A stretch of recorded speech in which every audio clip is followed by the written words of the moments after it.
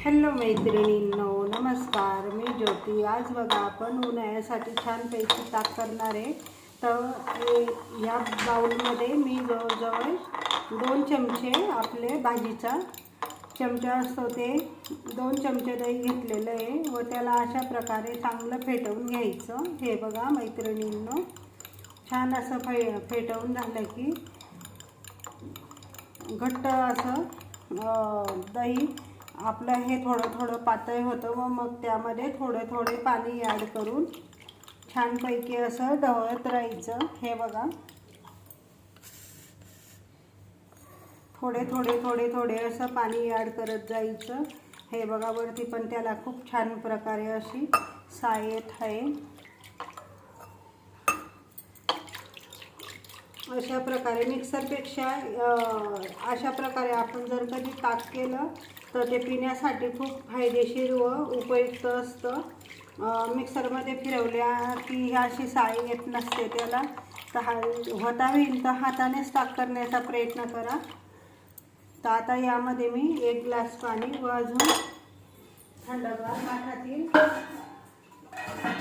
1 glass पाणी add करते. हे बघा, आणि आता यामध्ये आपण थोडं अजून मिक्स करूया. आता मी यामध्ये चवीपुरता मीठ टाकते. हे बघा, चवीपुरता मीठ घेतलेलं आहे मी व थोडी साखर ॲड करूया आपण.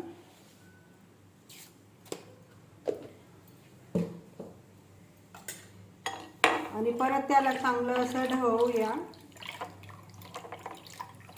त्यानंतर थोडीशी बडीशोप टाकते मी, कारण बडीशोप ही टाकायलाच पाहिजे मैत्रिणींनो. कारण आपण उन्हाळ्यामध्ये ताक पितो आणि ते आपल्याला पचण्यासाठी व घशामध्ये न येण्यासाठी छानपैकी थोडीशी बडीशोप पण घातली मी. थोडे जिरं घातले व थोडे 2 पुदिन्याचे पानं टाकले. हे बघा, व त्याला अशा प्रकारे ढवळून घ्यायचं. आणि त्यामध्ये मी आता सब्जा ॲड करणार आहे. सब्जा मला प्रचंड आवडतो व मी उन्हाळ्यात सुरू झालं की सब्जा घ्यायला सुरुवात करते. कारण माझ्या अंगात खूप उष्णता असल्यामुळे मी सब्जा हा दुकानात पण जाताना एका बाटलीमध्ये पाण्यात सब्जा मिसळून संतो मी सोबत घेऊन जात असते व रात्रीच्या 9पर्यंत मी ते पाणी मिक्स करून पित असते. तर हे बघा, किती सुंदर असं आपलं हे ताक तयार झालेलं आहे.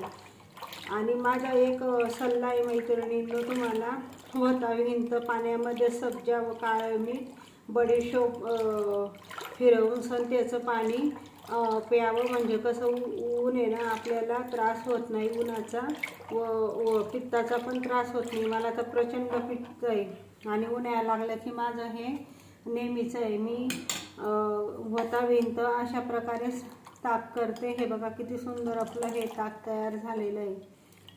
तर नक्की सांगा मैत्रिणींनो तुम्हाला माझे ताक कसे वाटले ते. तर हे बघा, मी आता हे ताक घेणार आहे कारण आम्हाला एका कार्यक्रमाला पण जायचं आहे आणि खूप ऊन आहे. आता जवळजवळ 11:30 वाजले आणि आम्हाला ज्या कार्यक्रमाला जायचं आहे तो कार्यक्रम भर उन्हामध्ये दुपारी 1:30-2लाच आहे. तर आणि आमच्या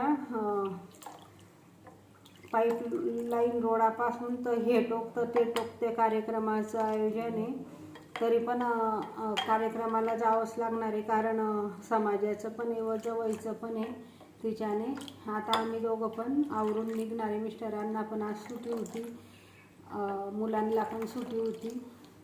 मी तर कंटाळा केलेला होता पण विचार केला की जाऊ द्या, आपले कामं नेहमीचेच असतं, आपण फिरलं नाही तर आपल्याला पण जग कसं काय येणार ना. म्हणून मी पण तयार झाले.